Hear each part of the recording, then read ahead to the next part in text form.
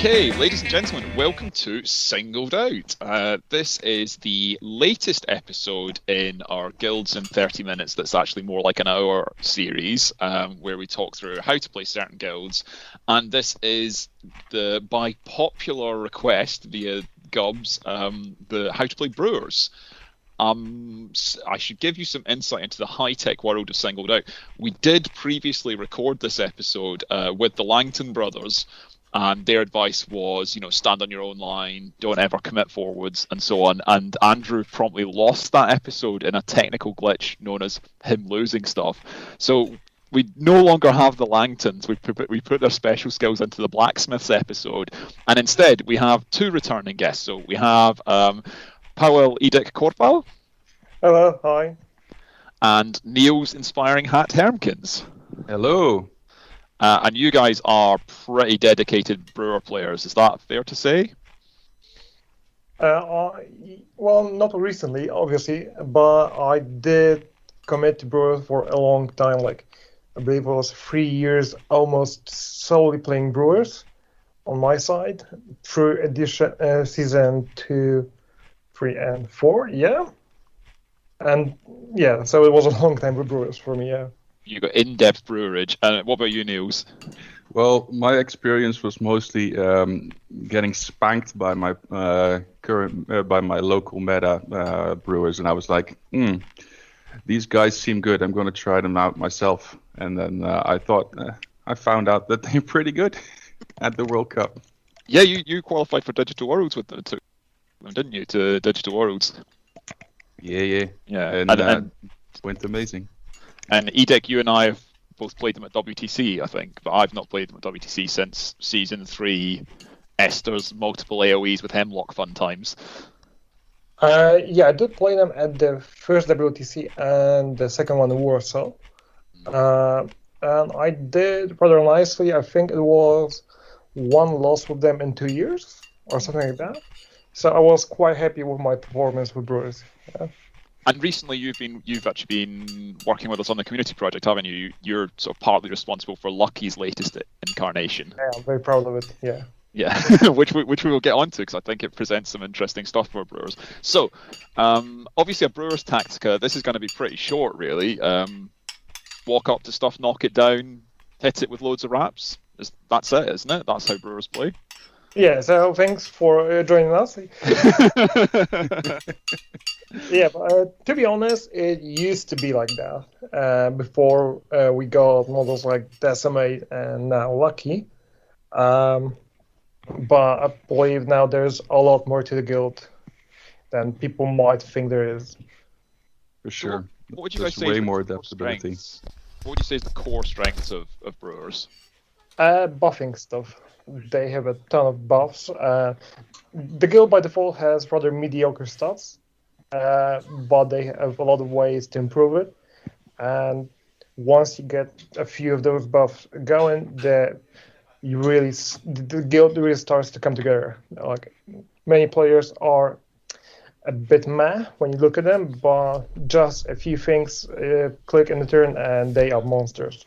For even as simple as Hooper and using his heroic play, because like his base attack and playbook is nothing special, but quickly starts going to reaching the 4th and 5th column rather easily. Yep, totally agreed. Yep. And what are you? So there's quite a synergistic guild, would you say? Like that, they rely a lot on overlapping with other models, or is that just them using their heroic plays to improve themselves? Like, how does Yeah, they are definitely not a guild of super solid players. They really need to, for most part, they need to stick together to make use of many different auras, and well, they really enjoy getting assists when attacking because they are designed to wrap on their attacks, and you need more dice to get them. Yeah, so For sure. synergistic is a very nice way to describe them. I think Yep, I and found when I played against them, Neil, so I'll be interested in your view on this. I found when I've played against them or with them, like I don't often end up doing anything particularly like, like kicking in a skew or sort of ending up with a refused flank. It tends to be, in the middle to get as much potential overlays and overlaps between models and auras and quite central and sort of moving forward in a reasonably aggressive, but like not like an outright sort of rush of a team, but not as slow as say blacksmiths or farmers. So you sort of be central, come forward quite aggressively, but with an eye on all those auras. Does that seem fair to you? for sure, yeah, the synergies, like Edek said, if you are playing Brewers without those synergies, then their skills are actually pretty mediocre. But if you get things together, then they're actually a force to be reckoned with. Thing is that, of course, you have to get those synergies going. So yes, they are going to be in your face, but most of the action will most likely be at the end of the turn, I think. Okay, yeah. And I think we should probably, is it fair to say they are really fighty? Like when you're talking about the sort of synergies and the Yes. overlaps, like they are a really fighty team. Like you want to be fighting stuff. You don't have, it's not like an aggressive team in the sense that maybe like navigators would be, like sort of going in for I think the ball. I think there's only 3 or 4 models in the guild that don't have a momentous knockdown on the playbook. Hmm. That says a lot about the guild. Yeah, they are heavily invested into scrumming, and when I started playing them, I was like, wait, it's actually quite easy to go 0-6, like 6 takeouts with this guild. And actually quite fast as well because of the speed that they can get takeouts if you got your setup right. And 2 of those models without knockdowns are mascots, much like the cat that's just appeared on Edek's screen. It's Friday and the 2 mascots are the only ones that don't have momentous knockdowns somewhere on their playbook. Yeah. So I guess like how do they differ from other fighting teams then? Because we've talked because a lot of other fighting teams, I guess, like Cooks or Union, there's this kind of similar thing, isn't there? You're staying reasonably close together and you're overlapping lots of auras. So what is the distinction as a fighting team between Brewers and some of the other fighting teams? I think Brewers are different. When you look at the playbooks, most of their momentous damage is at the top end of the playbook.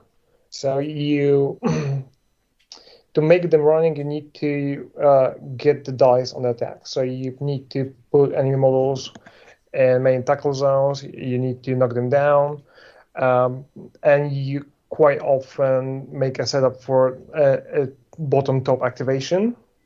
So I think they are not a. They need some activations before they start punching stuff. As you say, with Cooks, for example, the damage output is mostly there already because they reduce the defense of the enemy models, and like every single moment the damage is momentous almost. It is a weird tempo guild Brewers because once you get the setup, they really start to be a high tempo guild. Or high tempo, yeah. I think that's quite fair because models tend to die quickly, as Neil said. Mm-hmm. But it isn't instant. No, for sure. Like that's why people always say when you play against Brewers, you basically first hit a wall, and if you weather through the wall, then you can basically kick the enemies teeth out. First, like you have to weather the storm first. That's what not wall but storm. But when you get there and when you get your models in place and when you are able to, if you're fighting against another fighting team, if you are able to break up their scrum and bring it to what you want it to be, and that is actually pretty easy to do with all the pushes and all the knockdowns that you have available to your team. That is, I think, the way of taking over the game. They don't. I guess so the last one of these we did, we were talking about shepherds, and they don't have a really extreme turn one, do they? They're probably one of the like their turn one is fine, but it's not one of the guilds that has like an absolutely crazy good turn one, like say shepherds or navigators or order or something like that, because they only really project one threat on sort of turn one, and they don't have like a lot of like ranged stuff to like force people to come to them. Is that reasonable? And like how do they work around that, I guess? Well, right now you have a few tools to mitigate that. You have Stave, who, I was saying Stave is amazing ever since he got his latest buff. So he is a very interesting tool. Everyone knows Stave has the barrel.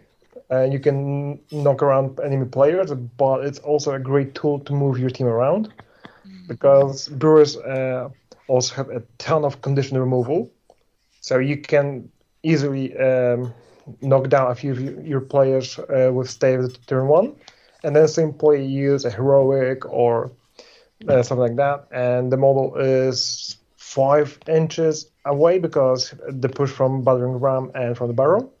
So that's almost like on the center line, but it's a weird setup because you place your model, knock it down, and it's a bit of a sitting duck. But if it survives and can go in, it's also very effective. Yeah, it's a very good strategy when you're playing against teams that can't take advantage of your model being knocked down.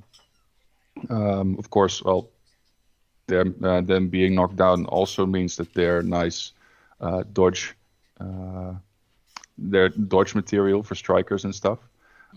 But this is some fun tech. If you are playing this with, let's say, either like Esther's kicking, like not Esther's kicking, but with Esther's, and then let's say Veteran Decimate kicking, you're bringing Hooper and Stoker, and both of them are getting pushed forward by Stave. Now you have 3 people that can basically get into the enemy's backline quite easily because of all the speed buffs that you also get with Spigot and with Quickfoot from Esther's. Yeah, and also with Esther's you get another push from Voice of Command. So that's another way to try and break the gap between the teams. So you're wanting to close the gap with the opposition in a reasonably quick way, but I guess what you've also said is that there's a lot of overlaps and synergies between models. So is it on turn 1, maybe early turn 2, you're looking to get something in there and start working, but what you're actually aiming for is probably around on turn 2 when the sort of lines meet and you can get your whole team in. So you're sort of almost in a compromise position on turn 1 where you want to engage with one model, maybe 2 models, start hitting stuff, start doing a bit of damage and knocking stuff down, and then on turn 2 what you're trying to do is get your most of your team to come in and start basically a big brewer ball fight. Yeah, that's a true statement. Yeah, a good captain for that is also Tapper because of his commanding aura, which you naturally want to have the players close to each other. So you can throw in Tapper, put a commanding aura, knock someone down, push someone closer to the team, and use more target, and suddenly you have this pillar in the enemy team because Tapper is quite a bulky guy. And if the opponent doesn't take care of Tapper, you can charge easier and further with your other pieces. So there are multiple ways to try and close the gap between the teams. To attach yourself to them. Yeah. We'll come on to tackle more specifically in just a couple of minutes when we talk about some of the individual models. But I guess we've talked about some of the strengths and stuff. What are their weaknesses? Like what worries them? Obviously, they have quite low defensive stats. That's the obvious one, isn't it? Yeah, you just want to take this one? Yeah, I think weaknesses mostly are because of their low defense and only one or sometimes even no armor. It's quite easy for scoring teams to abuse them for dodging, or maybe even wrap with a tackle and a dodge, get out of their melee. So protecting the ball, yes, they have some tech to be able to do that, but for the most part, fast mobile teams are teams that the Brewers can have some issues with. Also, teams that can spread out are a huge problem for Brewers because by their not neutral playstyle, they counter the Brewer playstyle. For example, Alchemists and Navigators and maybe Falconers can play a quite spread out game, and you don't get your buffs or auras going as effectively as you would like to. That's you're having to go with some, like, I always call them kill squads, but you don't want to send just 2 people out to get a takeout somewhere, because that'll most likely take more activations than you're wanting to, and you really need to keep the tempo up to win the game with Brewers, because otherwise, the other faster teams are going to be able to score goals quicker than you can take them out. And I think you have I think what you're touching on with the ball as well. You have decent models for holding the ball in Friday and the Cat and Mash, but what you don't have some other fighting teams have is ways of utilizing the ball, other than standard sort of passing and dodging. You don't have Blacksmiths have Bolt and Union have Benediction and Farmers have Bushel. You don't have ways of utilizing the ball for sort of out of sequence movement without passing to someone and then holding on to the ball, which is sort of less than optimal, I guess. And sort of slightly influence inefficient. So you have a lot of threat extension via mark target and quick foot and things like that, but you don't have a lot of threat extension by using the ball particularly. Yeah, that's true. For most part, you want just to keep the ball safe and don't use it if you don't have to. Mm-hmm. That is a huge issue. Also, Brewers, when you take a standard killing team with Brewers, you don't have great scoring pieces. Mm-hmm. Probably a Friday or a Spigot. Mm-hmm. But Hooper is a 2-6 kick, and there are quite a few balls that have an 8-5-8 movement with 3-6 kick. That's not amazing. Mm. So it's the Brewer tempo game is a bit weird, as Neil said. So that's also a bit of an issue. I mean, the traditional way you see it, isn't it? They are a 4-1 team. They get 4 takeouts, and then Friday comes and downtowns a goal because she does have a very long threat range with the ball for shooting on goal, but that tends to come to close the game out. Yeah, for sure. Is there anything else, sort of top level strengths and weaknesses, you think we should cover? I'm not sure right now, to be honest. I think we covered quite a lot of it. I would say that they're very strong against condition teams because of all their innate condition removal, and now with Lucky, you have Esters, you have Stoker that has it built in, you have Hooper that has it built in. There's so many ways of getting rid of conditions. Yeah, it's also very efficient because most of it is either a heroic play or even just a trait, and Lucky pays 1 influence for it, and he can get that 1 influence for free. Oh, another thing, Brewers tend to be very influence efficient. Yes. Stuff. Because quite a lot of the buffs is from momentum, not from influence. Yeah, so that's also a nice thing about them. I think it's that thing, isn't it? The really interesting bit, I guess, and the like is, and we'll talk about this with the individual models, is once you connect and you start building momentum and you start building overlapping auras, like they are really hard to get away from because they suddenly become much more mobile. They suddenly output more damage. So it's and sort of the interesting, I guess, tactical bit is how quickly can you make them connect and how much are you conceding to the opposition before you connect, like in a really meaningful way. So I guess with that in mind, let's start talking about some of the models. So we'll talk about the captains first, and I think we'll talk about Tapper first, because I think it's fair to say Tapper's the sort of the mainstay Brewers captain these days. And for sure. And Edic, you said obviously one of the things about him is, you know, he can start the fight. Like Niels, what do you think Edic means by sort of starting the fight? Like why because I know you've often used Tapper to like start a fight.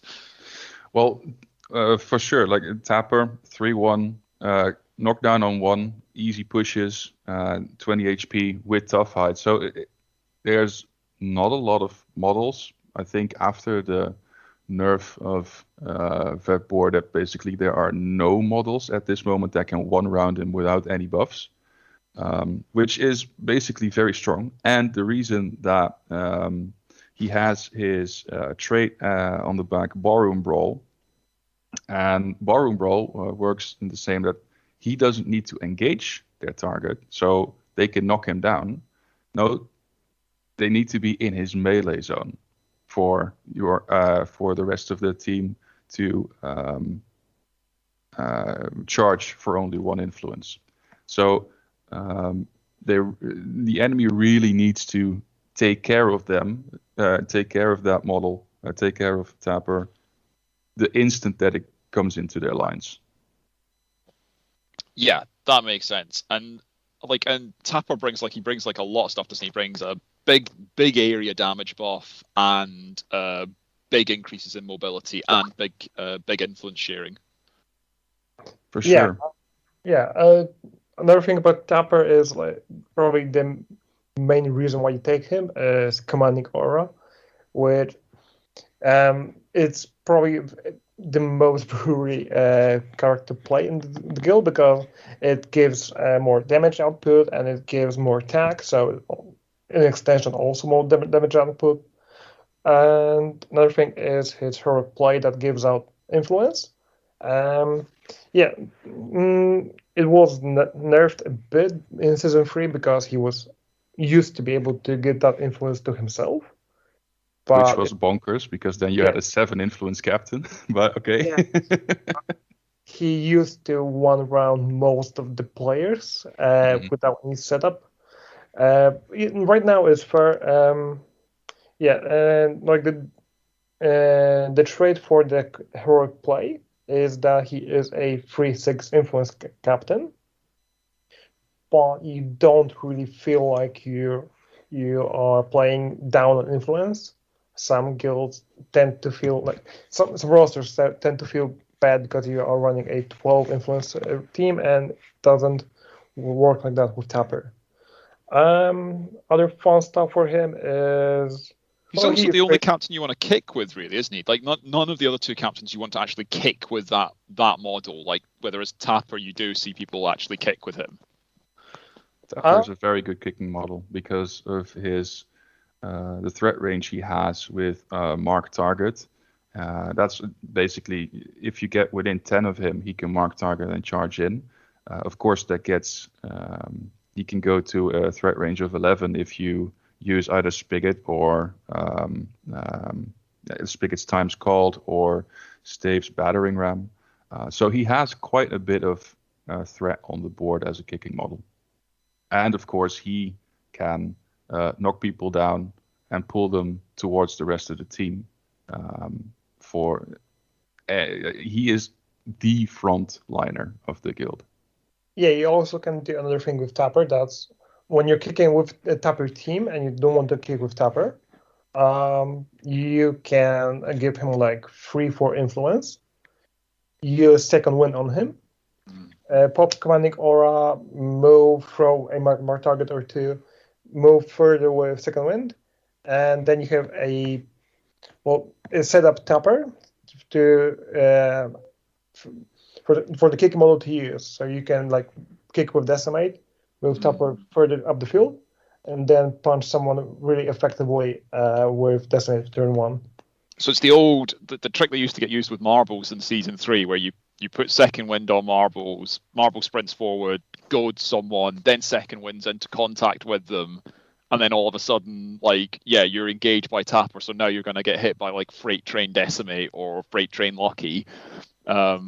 Yeah, that's that. And I guess the other thing is, for him as being that model that connects first with the opposition, he is like very durable. Like, he's not invincible, but he's very durable. He's got a decent counter attack, so he's like a hard model to shift. The flip side is you're throwing your captain in first, which is always tricky. But he, if a model's going to survive in a scrum and sort of let you get going, like, it is probably Tapper that will do that, isn't it? Yeah, it takes you a noticeable amount of influence and attacks to take him down. And as Neil said, it isn't enough just to knock him down, because most of his stuff is still working. Yeah. Let's talk about Esther's, who is the sort of next captain. She's the traditional support captain for Brewers, isn't she? And she brings a bunch of stuff, including a heroic play that is almost as good as Peck's, which is... Yeah. The fun stuff with Esther's is basically her aura. Being able to throw your heroic plays out for 0 cost is so amazing. And like I said before, Brewers really need to take some time to get going. But because of Aria, you can go first in a turn with 0 momentum, but you don't have to first get momentum, because Aria allows you to start with your heroic. So Hooper can get into a model at as your first activation with True Grit online. And that is basically like so strong. Esther's can really change the tempo game, make it faster. Tapper brings influence efficiency, Estos brings momentum efficiency, and momentum efficiency is really good in Brewers because you have so many heroics, and it's particularly useful. Again, she's really useful on turns 1 and like early turns as well, because when you have less momentum, because you're either kicking or you have to hide the ball somewhere, like, she sort of makes the difference for that, and then gives out a bunch of other, tooled up pretty good in Brewers, like, but also gives out a load of speed buffs as well. Yeah, she's also a very good momentum generator, to be honest, because her playbook is, it's a momentous push on 1 and momentous 2 on 2. So you tend to see sometimes that Esther goes first in turn, pops tooled up on herself, throws like 4 or 5 attacks, and that's about 15 momentous damage. So that's 15 momentous damage, 5 momentum, maybe 6 if you take him out. It's amazing. That's also very cool. She is like the obvious pick into condition-heavy teams. I would say the pick into Steeljaw. Yes. Well, Tapper is also able to do some stuff, but Esther is probably the most obvious pick into condition-heavy teams. Yeah. Her resilience as well, which is sort of interesting. I guess all the Brewers captains have slightly different defensive tech, so you need to, with Estos, I guess, be aware of, like, resilience is a sort of more proactive defensive trait than, say, Tough Hide, because you can use it to make attacks where you invalidate your opponent's counterattack. But against a team that has, say Union, who have, access to lots of sort of, 1 dice character plays, can hit mark target off the playbook, that sort of thing, you need to be a bit careful with her in a way that you might not need to be with Tapper. Let's move on and talk about Corker, the 3rd wave captain who arrived for them. And Corker's like another support captain primarily, aren't they? And I feel like, and correct me if I'm wrong on this, I feel like Corker was like really good when they came out, because they basically do a slightly different thing with Brewers. Like, we're saying they're a slow starting team, is they make that 1 model that goes in at the start of the game, usually Decimate, like, more effective. But then where they struggled is they're quite a slow play captain. because they give all the Whiskey Chaser and they give like a beer tokens to all of your other models, which is great, but it doesn't really get going until sort of quite late in turn 2. And I think that was fine when Season 4 was a bit more grindy, but then as more tempo football teams came into it, by the end of turn 2, you'd often find yourself sort of 2 goals down or a goal and a takeout down, and Corker feels quite back foot for that. Like, Corker feels like the most slow play Brewers captain. Like, both Tapper and Estos really help you engage the opposition faster or in a meaningful way, and Corker doesn't help you engage faster, but he helps you hit harder when you do. Yeah, people used to think that you want to play Corker in a way that you get your 2 beer tokens on everyone and then start to hit stuff. In my experience, that was way too slow to play the game. We used to run, like, give out the beer tokens and not use them in the same turn. It wasn't you didn't get many like super activations with like a 6 influence activation from Decimate or something like that, but it did allow you to keep out the tempo. But it did feel like you are not using him to his full potential. He is, his defensive tech is a bit of a weird one. It's sort of very Games Workshop-y, isn't it? It's essentially a 3+ invulnerable save. Well, Yeah, like, get hit by a 2-inch for each model, roll a 3 and get away. But then, like, you roll a 1 and you're just like, oh well, now I'm doomed. Yeah. Well, the thing is also that if you look at Tapper and Estes, they bring damage buffs for the rest of the team. The only thing that Corker can do is buff his own damage, which is odd because he only is able to get 4 influence. So his own output is only going to be very strong if he saves up all of those beer tokens, and he can get to 7 attacks in a turn, but then you're in turn 3. You need to hope that you're still in a manageable position by then.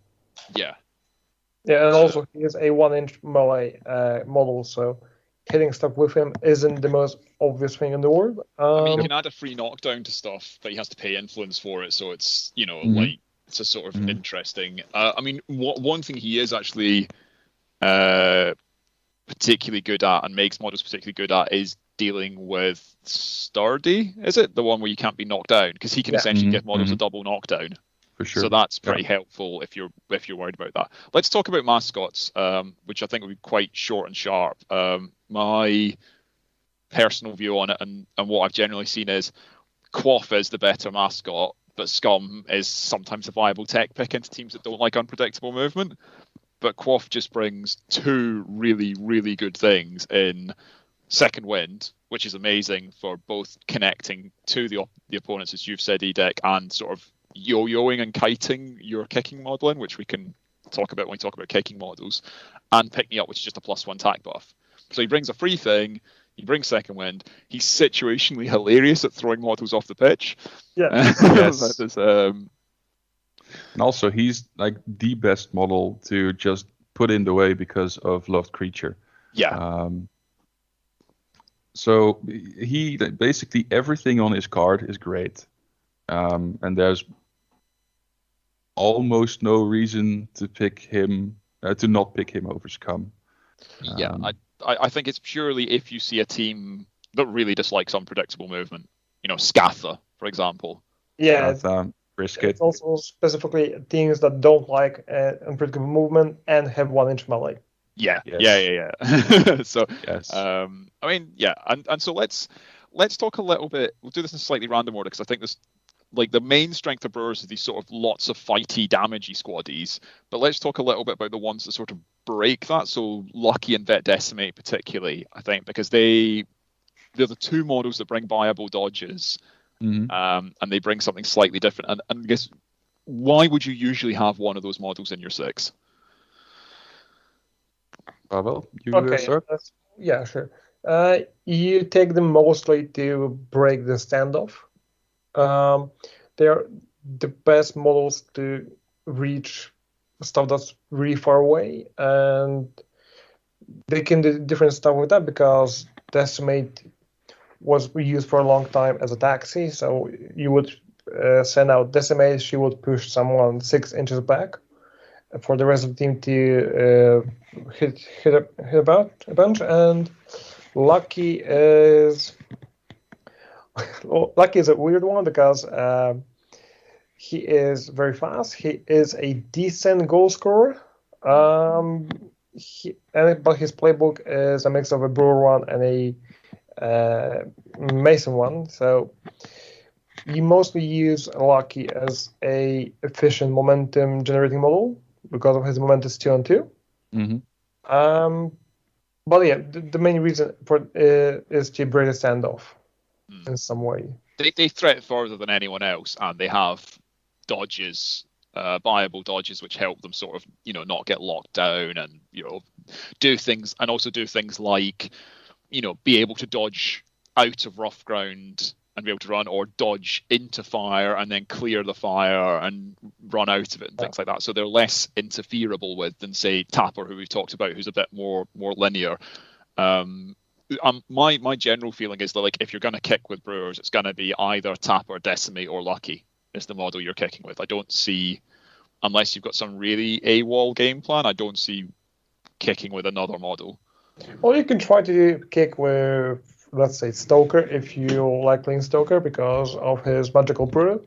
It's not easy to interfere. Well, if you're playing into a ranged knockdown team, then Stoker's also a viable pick, for example. He's reasonably fast and has a good playbook for a kicker model. So that's another reasonable piece, but as you said, Tapper, Decimate, and Lucky are probably the most obvious and most often effective models. For sure. So we've touched on Stoker, but let's, and I think he's sort of in the sort of tech pick space, isn't he? But should we talk about just like your outright sort of core damage dealers and your sort of core models? So you've got the ones you see consistently in Brewers team still are Hooper and Original Spigot. I don't know if that's fair, Niels. I would say Hooper for sure. And I would also say that most players will play Spigot more I think 80 to 90% of the time. But in my own experience, I think Spigot is more of Original Spigot is more of a tech piece because if you don't need the speed, you don't really need Spigot. If you're not playing Friday, then if you're not playing Friday for her ball killing, but you're playing Mash, then you have another reason not to bring Spigot, etc. It's like, I think for me, the real core right now is Hooper and Decimate together with either Tapper or Esters. Well, I would say you always want a Spigot in Brewers because Veteran Spigot was a bit of a meme for a long time. But I think the game has switched in a way that Veteran Spigot is a viable pick. For sure. He has great stuff on his card, but he was always overlooked because of Time is Cold, which was the most, let's say, infamous heroic in Brewers. Yeah, it's just, it's really hard to get around the fact that a free movement buff aura is just really good. That's Veteran Spigot is by no means a bad model at all. He's sort of a model that suffers. He's almost a bit like Original Catalyst and Alchemist. He's a model that suffers from there being another version of him that is real good and does a thing that you really want in that guild. And then I think you both touched on sort of Hooper. I think Hooper seems pretty close to an auto include for Bruce because he is just you're a damagey fighty guild. He does the most damage. He is. Yeah, he is the auto include in the guild. I think if Brewers coach does not play Hooper in any matchup, they're wrong. But that's just me. Yeah, Hooper is also weird because he's a damage dealer mostly, but he has some tech on his card. Smashed Shins. He also has 2-inch melee, which is good by itself. He has tough skin. So it's difficult to waste influence on Hooper. Mm-hmm. You'll almost always find something to do with it. Yeah, he feels like also when you're kicking with a model, what you'll often see is Hooper put Tough Skin on that model, and then Quaff put Second Wind and Pick Me Up on that model. So you can still stack stuff onto a kicking model, which makes them, Yep. like improves their defensive stats a lot. Like making them 3-2, making them. Yeah, and oftentimes if you are playing with tapper kicking, for instance, then you're still able, like if you're only giving him one, and you're thinking of, okay, that one is going to be used as an armor buff for tapper for when he goes in. You can always also say, okay, my opponent just mispositioned. I have a target for tapper right now. Yeah. I'm going to go in and use my kicking momentum to give Hooper extra influence, and tapper is going to set up a kill for Hooper. Yeah. So you can always use that one influence to your advantage, either for a buff or for kill potential on turn one. So let's talk quickly about the sort of tech pieces, aren't there? Which are, I think, Stoker, Stave, Vet, Vet Spigot. I think Pot. Yeah, Mash and Friday are more in the Ball keeping kill. the ball safe, aren't they? Yeah. So more like the Pint Pot. So I think Pint Pot, Stave, Stoker particularly, and then sort of Vet Spigot as well. But those three, I think particularly, are the ones, they all bring different things, and you probably want them in different circumstances. We've talked about how useful the barrel and battering ram is. Stave is ace against teams that like to bunch up, but he's also got the worst defensive stats in the team, so he's a bit vulnerable. Stoker is weirdly durable because of and gives you some control elements because he gives you a fire AoE, and then Pint Pot is the sort of only model that natively brings beer tokens, so he brings like a kind of influence efficiency, and he is, unlike Scatha, incredibly good at getting around unpredictable movement. Yes. Also, he brings concussion, which can be a backbreaking for your opponent. Yeah, Vet Cat, Windle, those sort of models really dislike concussion. Like, really dislike it. Hammer also really dislikes it. Yep, and I'm still sad that he only has a 1-inch melee zone, but I think him having a 2-inch melee zone together with Smashing Face might be a bit too far. I don't think any of these models are bad, are they? They're maybe situational, and there are certain things you probably want to be a bit careful about with them. Mm-hmm. Yeah, Stalker is a bit awkward to use because he is very influence hungry, and it's not always easy to use the influence to most full potential. Mm-hmm. He takes a lot of setup to make his attack really work because he has Searing Strike, so you need to do some damage, and his moment is 3 damage is on the 4th column. Mm-hmm. You also need to knock someone down, so that's 2 influence used mostly for setup. But on the other hand, he has his range character play that does damage. Flame Jet? Yeah. Mm-hmm. So that's a good character play in Brewers. Especially combined with Searing Strike. So into Masons, into Blacksmiths, into like high armor guilds. And I would say, like, if you're playing him with Corker, buying Flame Jet with a beer token always feels amazing. Yeah. Yeah, that's true. He can be a bit of a yo-yo as well, because with Flame Jet and Second Wind, that's a interesting combination. And if you also have, he still does +1 damage to burning models. Mm-hmm. Yeah. So if you give him Told Up and someone is on fire from the last turn, or because he used a Molotov, then that's 5 range damage from him with Searing Strike. Oh, and people also always forget he has a double push, a momentous double push on 1. Yeah. So he can definitely fantastic counterattack. Yeah, he's really hard to engage with a 1-inch model. I think Stave we've talked about, and then the last one is Pint Pot again. Yeah, who we talked about as well. And then I guess with the Spigots, I mean, obviously O Spigot basically, as we talked about, big move buff, also is really good at killing knockdown models. So he's like, so Spigot, I think one of the perks of him is he is an amazing battery who will then convert into just destroying something, which makes him a really good like first activation.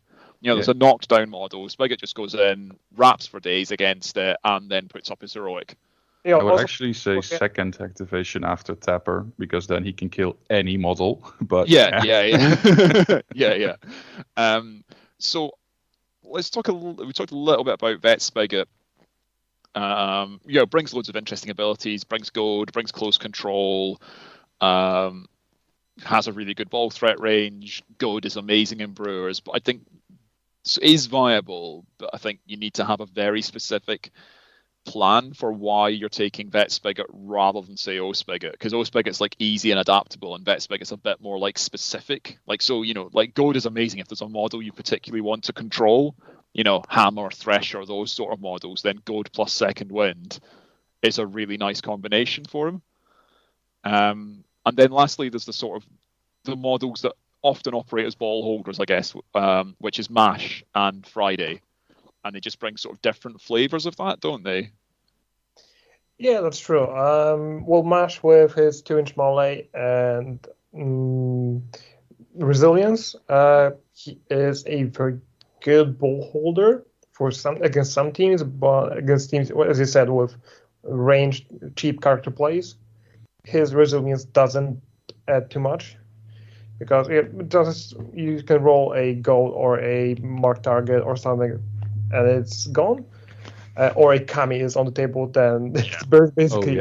He is like he feels like you take him against Alchemist until you realize that Kami exists, and then you're like, no, like there's no. But he does have by far the better counter attack of the ball holding models, because how's that when it comes off? And you can make it like pretty odds on. Like, one of the gimmicky things you can do is stand mash in commanding aura. So suddenly he's tax 6, he's got How's That on 3 hits. You can bonus time it against a Def 5 striker or a 4-1. That's like, it's not probable, but it's certainly gives you serious pause for thought, and it's backbreaking when it happens. Like, I did get a few double How's That in my life. Well, honestly, it's not just a How's That. He has a tackle push on 2. So even if you miss the How's That, if your opponent mispositions and doesn't have close control, they're also out, and you still have the ball. He's a really good model for close control is quite prevalent on a lot of strikers, but where you're worried about being tackled by a model that doesn't have close control, like being able to go, your first attack does nothing because resilience, and then on your second attack I'll counter attack and tackle push you. Like, that is that just makes it so inefficient to get the ball off him. He used to be a very good ball holder against Order, for example, because neither Season Spigot or Brisket had a good way to work around the resilience. So against models like that, he's amazing. Yeah. However, as well, because they want to charge, and so he can invalidate their charge, which is really good. And then the other one is Friday, who we've touched upon, who with Spigot 5-1 in defense, which is great. So give her extra armor. So you can make her 5-2 in cover, which makes her just a pain in the arse to get the ball off. She has her own inbuilt dodge, which is quite good because she can actually move away from models where necessary, and she definitely brings a really good goal threat. And then with one influence, she is a 18-inch goal threat. Yeah, correct. That's correct. Yeah. And and 2 is useful on her anyway because she has dirty knives. So like she can bring you a little bit more pressure. She can bring. I think she's the only model that brings poison in the guild because of dirty knives. So that kind of is helpful in some situations. And then lastly, I think is Flea, who I think previous guest on the show Dan Adams summed up Flea as like, if Guild Ball is just like a fun beer and pretzels game that you play on a tabletop, Flea's great because they're really fun. They do really fun stuff. They do things that no one else does. But if it's like a competitive game, Flea's a bit sad, really. Yeah, there was a meme that I think was Mike Klein who came up with it. Quaff delivery system. You could run. You used to run a Corker with Flea and Quaff, and you put the Flea's heroic on Quaff, so he was a TAC 5 mascot at this point. Yeah. You gave him a Whiskey Chaser, and then you moved Quaff up with Girl over here. Yeah. Quaff got a 15, 16 threat range on turn 1. He charged with TAC 10 on the charge, with a knockdown and 2 column playbook. So you often got a knockdown and like a 4-inch push with double momentum. Yeah. Then you got another attack with TAC 6 against a knockdown model, so you probably got another 3-4 inches of push. So it was a bit of a meme, but it could take someone by surprise. But it didn't work twice against the same player. And I think also like it's amazing. It's one of those things that the Magic Christmas Land of like Quaff or Scum plus Flea plus some other stuff is really good. But ultimately, when you start breaking it down, you're taking like 2 models to make Quaff do what Vet Decimate generally does natively. Like if you see, I mean, that's often the issue, isn't it? Is that like there are, making Scum do lots of damage is great, but you also just could have Hooper. So it's the investment in it, and mascots are easier to control and kill in general. Yeah, I also think that they actually made a mistake when they made his card, because everything on his card is based around getting the mascot to do the work. Like he has pushes, he has quite an easy knockdown. They're all momentous. He has get over here, go get it. So basically red furry. Should be red furry. I'm sorry. It should be red furry. Yeah, like it's. He gives the mascot extra attack, but then he gets his assist for himself. Yeah, that's weird. Like he sets up the mascot, but the damage buff is for himself. And his only damage is non-momentous. So it's very weird. Counterintuitive. Like I agree. I think if that assist gets put into the mascot gets the damage buff, gets the assist buff when Flea is there, then you instantly buff and Flea and Scum. Yeah, and that would be a thing. If only there were some people looking at the rules of the game and hadn't set weird rules about only 10 models per ourselves, that sort of thing. So I think that's the sort of rundown of Brewers. I think just very quickly before we wrap up, like I think you've touched on this, Edic, with the sort of meme, but like, what are your favorite dirty tricks to do with Brewers? What are your favorite like little brewery things that you can do? The quality of delivery system was amazing. But to be honest, almost always I had the most fun playing Tapper, throwing him into any team, punching someone, often taking him out, and then you have a setup Tapper in the middle of the team. You charge with Hooper later, get probably another takeout, and you start to snowball the opponent if he doesn't disengage or have a way to control you. So that always felt great, yeah. Niels, what about you? For me, it's when receiving, playing Tapper gets the ball. At one point, he then threatens, basically, if Spigot's around, he threatens 15 inches because of he can pass the ball. And he just goes in, knocks down, push, second wind backwards towards your team. And if it's a 1-inch model that you are targeting, put yourself at just over 1 inch. Yeah. and then just watch your opponent squirm. Yeah. If I can add one more thing, I used to love getting goal runs with Stave.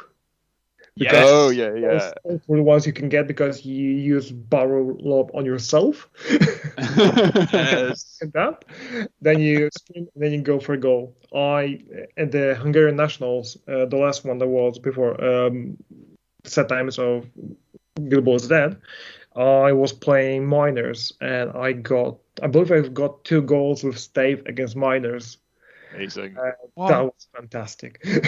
I also like Vet Decimate still for that occasional clutch goal run, you know, where because she has got a tackle push on 3 with anatomical attack 5, you know, so the sudden like just like, and you know, with her heroic, like she's like another one that's quite good for a sort of surprise goal run. I think what I'm going to take from this as well is where we are now approaching. We've passed the 52-minute mark, so we're already at the length mark for these. But like I think that Tapper is the most fun Brewers captain. I think that's sort of come through slightly. Like, you know, like people, you basically want to be playing Tapper, and the others are like good tech picks, but you kind of want to be playing Tapper.